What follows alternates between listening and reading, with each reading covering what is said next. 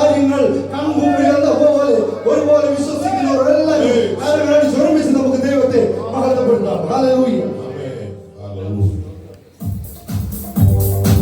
എല്ലാവരും കരങ്ങളടിച്ചാൽ ഹല്ലേലൂയ.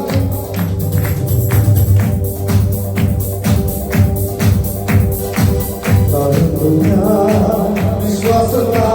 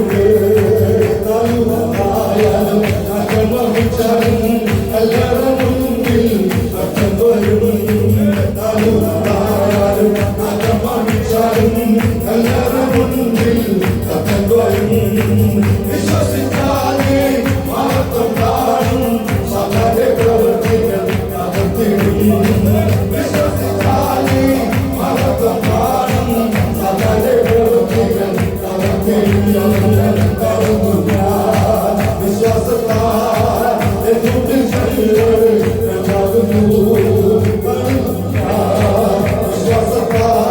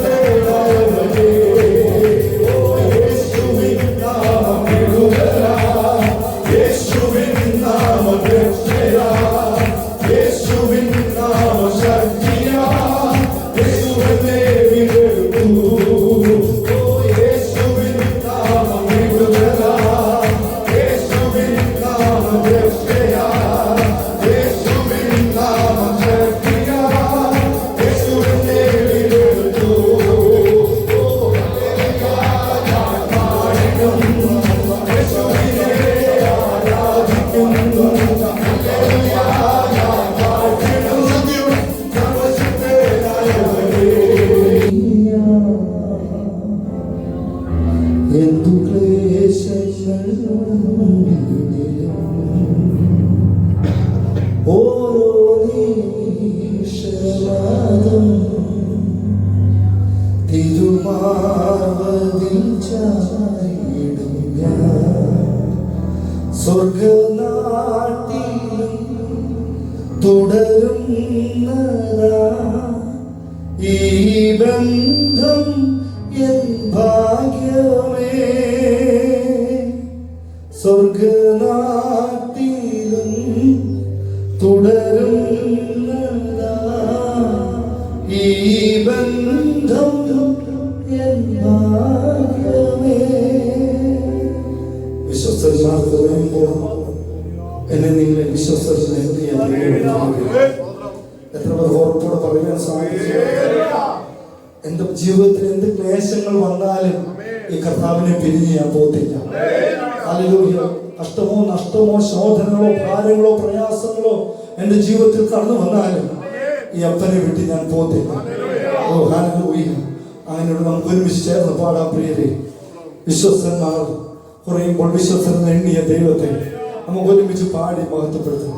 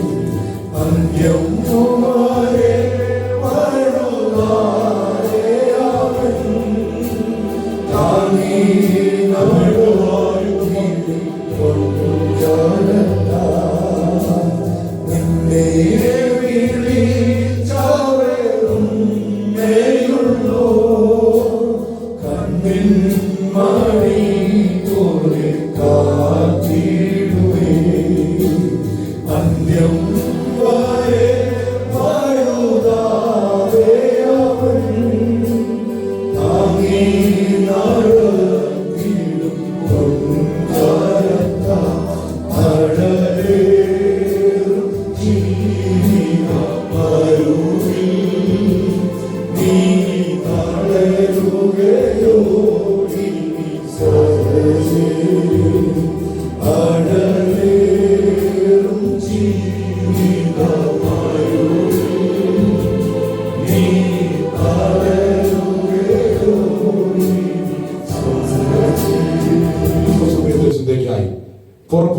പുറപ്പാട് പുസ്തകം 14-ാം അധ്യായം അതിന്റെ 15-ാമത്തെ വാക്യം ഒന്ന് വായിക്കാം. അവൻ എക്സോഡസ് ചാപ്റ്റർ 14 വേഴ്സ് 15 അരുളി ചെയ്തത്, നീ എന്നോട് നിലവിളിക്കുന്നത് എന്ത്?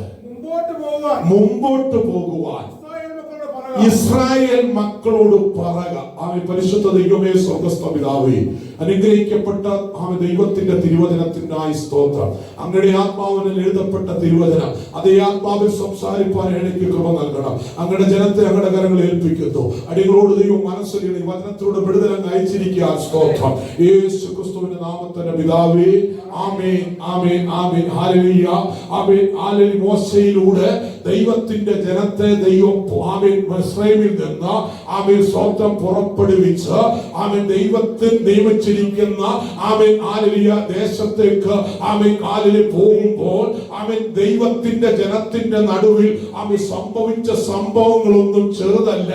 Amen hallelujah. നന്ദിയോടെ സ്തോത്രം. അത് നമ്മൾ പലപ്പോഴും വചനം വായിക്കുകയും ദൈവവചനം കേൾക്കുമ്പോഴൊക്കെയും നമുക്ക് മനസ്സിലാകുന്ന കാര്യമാണ്. ഫറവോന്റെ അടിമനുഖത്തിൽ കിടന്ന ജനം ആമേൻ മിസ്രയീമിന്റെ അടിമനുഖത്തിൽ കിടന്നുകൊണ്ട് ദൈവമേ എന്ന് പോലും വിളിക്കുവാൻ കഴിയാതെ വളരെ ഭാരപ്പെട്ടു തന്റെ ജനം. ആ ജനത്തിന്റെ നിലവിളി ദൈവം കേട്ടിട്ട് അവൻ തന്റെ ദാസനായ മോശയെ ദൈവം എഴുന്നേൽപ്പിച്ച് അവൻ തന്റെ ജനത്തെ വിടുവിപ്പാൻ അവൻ മോശയെ ദൈവം എഴുന്നേൽപ്പിച്ചു നിർത്തി. ആ മോശയിലൂടെ അവൻ ഫറവോനോട് അവൻ സംസാരിച്ചു. ഫറവോന്റെ ഹൃദയം കഠിനമായിക്കൊണ്ടിരുന്നു.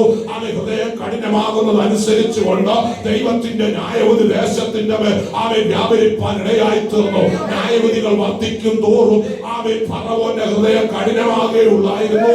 ഒരു മനസ്സിൽ ഉണ്ടായില്ല. എന്നാൽ അവൻ ഒടുവിൽ അവൻ പറഞ്ഞു പൊക്കോട്ടെ എന്ന് പറഞ്ഞപ്പോ അവൻ ജനം പുറപ്പെടാൻ തുടങ്ങി. അവൻ മോശയുടെ നേതൃത്വത്തിൽ അവൻ ജനം പുറപ്പെട്ടു. അവൻ നന്ദിയോടെ സ്തോത്രം. അവൻ യഹോവ പിന്നെയും മോശയോട് അവൻ കൽപ്പിച്ചത് എന്തെന്നാൽ, നിങ്ങൾ തിരിഞ്ഞ് അവൻ ഹല്ലേലൂയ സ്തോത്രം മിഗ്ദോലിനും കടലിനും മധ്യേ ബാൽസെഫോന് സമീപത്തുള്ള അവൻ പീഹഹീര്യത്തിന് അരികെ പാളയം ഇറങ്ങണമെന്ന് ഇസ്രായേൽ മക്കളോട് പറയാം. അപ്പോൾ എവിടെ പാളയം ഇറങ്ങണം, എങ്ങനെ പോകണം, എങ്ങനെ ആയിരിക്കണം എന്നുള്ളതെല്ലാം ആരുടെ പദ്ധതിയാ? ദൈവത്തിന്റെ പദ്ധതിയാ. ദൈവത്തിനായി ഇറങ്ങി തിരിച്ചിരിക്കുന്ന ആ ദൈവത്തിനായി പുറപ്പെട്ട അവൻ പാപത്തിന്റെ അടിമത്തത്തിൽ നിന്ന് ദൈവം നമ്മെ വിടുവിച്ച് അവൻ ദൈവത്തിന്റെ രാജ്യത്തിനായി തിരഞ്ഞെടുത്ത ആ രാജ്യത്തിലേക്കുള്ള യാത്രയിലാണ് ഇന്ന് അവൻ നാം ഓരോരുത്തരും. ആ യാത്രയിൽ നാം ആയിരിക്കുമ്പോൾ അവൻ നാം പുറപ്പെട്ട് അവൻ നമ്മൾ യാത്ര ചെയ്തുകൊണ്ടിരിക്കുക. ആ യാത്രയിൽ അവൻ നാം എങ്ങനെ ആയിരിക്കണം, എങ്ങനെയൊക്കെ ആയിരിക്കണം, എങ്ങനെ മുൻപോട്ട് പോകണം, ഏത് വഴിയിലായിരിക്കണം എന്നൊക്കെ ദൈവമാണ് നമുക്ക് ആലോചന തരേണ്ടത്. അവൻ അന്ന് ജനത്തിനും ദൈവം ആലോചന കൊടുത്തു. എവിടെ പാളയം ഇറങ്ങണം, എവിടെ ആയിരിക്കണം നിങ്ങൾ പാർക്കേണ്ടത്, എങ്ങനെ പോകണമെന്നൊക്കെ ആമേൻ സ്തോത്രം. അവൻ ദൈവം അവൻ മോശയിലൂടെ അരുളി ചെയ്തു. ആമേൻ സ്തോത്രം. എന്നാൽ പറയട്ടെ, ഇവർ മരുഭൂമിയിൽ അവൻ നന്ദിയോടെ സ്തോത്രം ആമേൻ ഹല്ലേലൂയ അവർ ദേശത്ത് ഉഴുന്നു മരുഭൂമിയിൽ കുടുങ്ങിയിരിക്കുന്നുവെന്ന് ഫറവോൻ ഇസ്രായേൽ മക്കളെ കുറിച്ച് പറയും കേട്ടോ. ആമേൻ മരുഭൂമിയിൽ കുടുങ്ങിയിരിക്കുന്നു. ആമേൻ സ്തോത്രം. ആര് കുടുങ്ങി? പുറപ്പെട്ട ജനം കുടുങ്ങിയിരിക്കേണ്ട അവസ്ഥ വന്നു കേട്ടോ.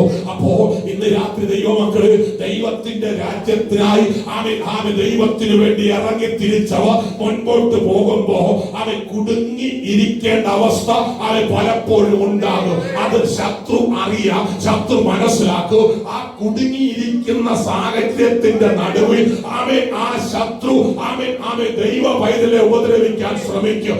അവിടെയാണ് ശത്രുവിന് മനസ്സിലാകേണ്ടത് അവൻ പുറപ്പെടുവിച്ചവൻ ആരാണെന്നോ അവൻ വിളിച്ചു വേർതിരിച്ചവൻ ആരാണെന്ന് ആരറിയണം? ശത്രു അറിയണം.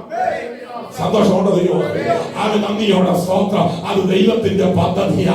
അവൻ നന്ദിയോടെ സ്തോത്രം. മരുഭൂമിയിൽ അവർ കുടുങ്ങിയിരിക്കുന്നു എന്ന വാർത്ത ആരറിഞ്ഞു? ഫറവോൻ അറിഞ്ഞു. പക്ഷെ ദൈവത്തിന്റെ പദ്ധതി അതല്ലായിരുന്നു. ദൈവം അത് അറിയിക്കണമെന്നുള്ളത്, ഫറവോനെ അറിയിക്കണമെന്നുള്ളത് ദൈവത്തിന്റെ പദ്ധതിയാ. സന്തോഷമുണ്ടോ? അവൻ ഫറവോൻ അത് അറിഞ്ഞു. സ്തോത്രം. ഫറവോന്റെ ഹൃദയം കഠിനമായി. മിസ്രയീം ജനത്തിന് അവൻ അധിപതികൾക്ക് അവൻ ഹൃദയം കഠിനമാക്കി.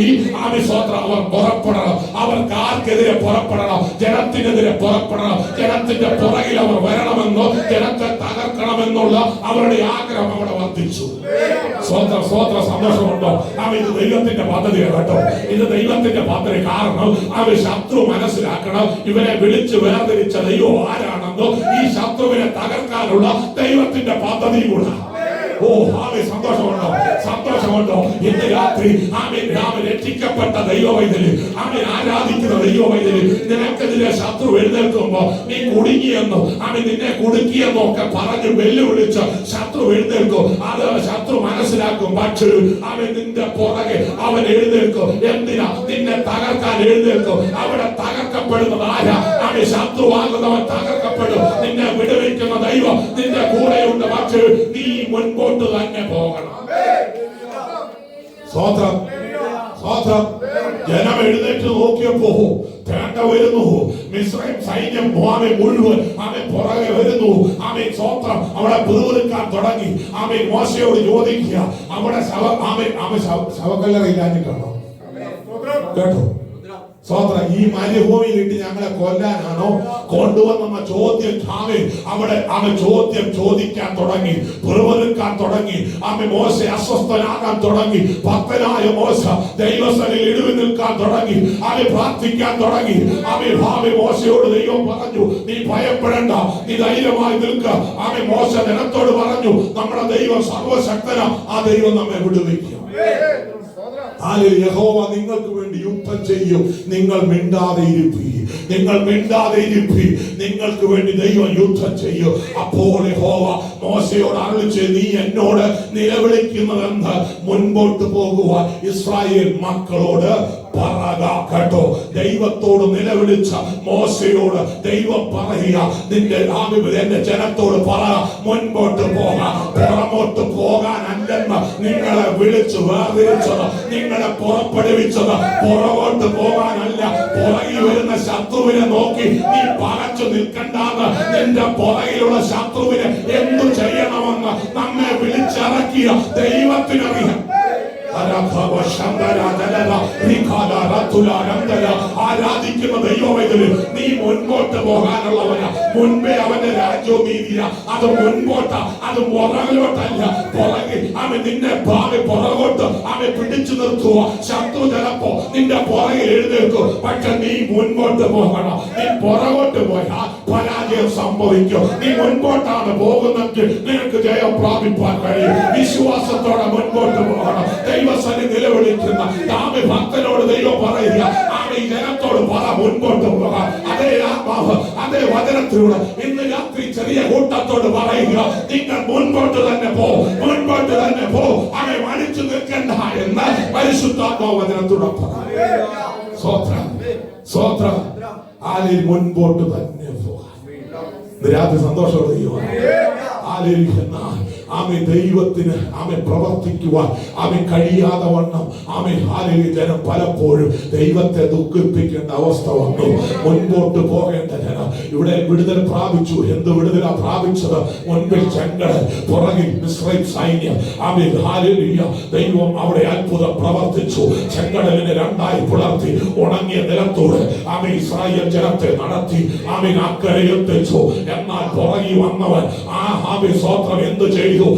പുറകി വന്ന ശത്രുവിന് ആ ചെങ്കടലിൽ മുക്കിക്കളഞ്ഞ് ദൈവത്തിന്റെ ജനത്തെ ദൈവം വിടുവിച്ചു. ആ ദൈവത്തെ ആരാധിക്കാൻ ജനം തുടങ്ങി. ഇന്ന് രാത്രി ആരാധിച്ച ജനം പിറുപിറുത്തു. ആരാധിച്ച ജനം ദൈവത്തെ മറക്കാൻ തുടങ്ങി. ഇന്ന് രാത്രി അങ്ങനെ പോകാനല്ല ദൈവം നമ്മെ കുറിച്ച് ആഗ്രഹിക്കുന്നത്. നമ്മുടെ ജീവിതത്തിന്റെ അന്ത്യം വരെ മുൻപോട്ട് വെച്ച കാലം മുൻപോട്ട് തന്നെ ആയിരിക്കണം. പ്രതിസന്ധിയുടെ നടുവിൽ പകച്ചു നിൽക്കാനുള്ളവനല്ല. രാത്രി സ്വർഗം പറയുന്നത് ധൈര്യമായി മുൻപോട്ട്, ധൈര്യമായി മുൻപോട്ട്. രാത്രി വചനം നമ്മെ ശക്തീകരിക്കും. ഈ വചനം നമ്മെ ബലപ്പെടുത്തട്ടെ. യോശുവയുടെ എടുക്കണ്ട. യോശുവയുടെ പുസ്തകം പഠിക്കുമ്പോഴും എസ്രായുടെ പുസ്തകം പഠിക്കുമ്പോഴും നെഹമ്യാവിന്റെ പുസ്തകം പഠിക്കുമ്പോഴൊക്കെയും അവിടെയൊക്കെയും ഭക്തന്മാർ ദൈവത്തിന് വേണ്ടി നിന്നപ്പോ എന്നാൽ ജനം അവിടെ ദൈവത്തിന് വിരുദ്ധമായി നിന്നു. ഈ ഭക്തന്മാർ ഈ ജനത്തിന് വേണ്ടി ഇടിവിൽ നിന്നു. അപ്പോഴൊക്കെയും ദൈവം പറയുന്ന ഒറ്റ കാര്യം, മുൻപോട്ട് തന്നെ. ഇന്ന് രാത്രി ജയം മുൻപോട്ട് പോകുന്നവർക്ക്, ജയിക്കാൻ കഴിയുന്നത് ആർക്കാ? മുൻപോട്ട് പോകുന്നവർക്ക്. അവൻ മുൻപോട്ട് പോകാൻ കഴിയാത്തവർക്ക് വളരെ പരിശുദ്ധാത്മാവ് അദ്ദേഹത്തിലൂടെ ആലോചന പറയുക, നീ വെറുതെ അങ്ങ് ഇരിക്കാനുള്ളവളോ വെറുതെ ഇരുന്ന് പോകാനുള്ളവരോ അല്ലെന്ന്. മുൻപോട്ട് പോകാൻ ആത്മീയ നന്മ പ്രാപിച്ചുകൊണ്ട്, ആത്മീയ വിടുതൽ പ്രാപിച്ചുകൊണ്ട്, ആത്മാവിൽ പ്രാർത്ഥിച്ച് അവൻ അവസ്ഥകൾ മാറട്ടെന്ന് അവൻ ഒരേ ഇരിപ്പിരുന്നു കൊണ്ട് പോകാൻ അല്ല ദൈവം ആഗ്രഹിക്കുന്നത്. അവൻ ശത്രു തകരണമെങ്കിൽ, അവൻ ശത്രു തകർന്നു മാറണമെങ്കിൽ, ദൈവനാമം മഹത്വമെടുക്കണമെങ്കിൽ, ദൈവം വിടുതലായി വ്യാപരിക്കണമെങ്കിൽ നീ മുൻപോട്ട് തന്നെ പോകണം. മുൻപോട്ട് പോകാൻ തടസ്സമായി നിൽക്കുന്ന നമ്മുടെ ജീവിതത്തിനെതിരെ കടന്നു വരുന്ന കാര്യം അതിനെ വ്യക്തമായി മനസ്സിലാക്കി മാറ്റി നിർത്തുവാൻ ഇന്ന് രാത്രി നമ്മുടെ ജീവിതത്തിനിടയാണ്. ഓരോ ദൈനംദിന ജീവിതത്തിലും ഓരോ സമയവും ദൈവസേന ഞാൻ എങ്ങനെ ആയിരിക്കണം, ഞാൻ എപ്രകാരമായിരിക്കണം എന്ന ചിന്ത നമ്മെ ഭരിച്ചുകൊണ്ട് ദൈവസേന മുൻപോട്ട് പോകുവാൻ ഇടയായി തീരും.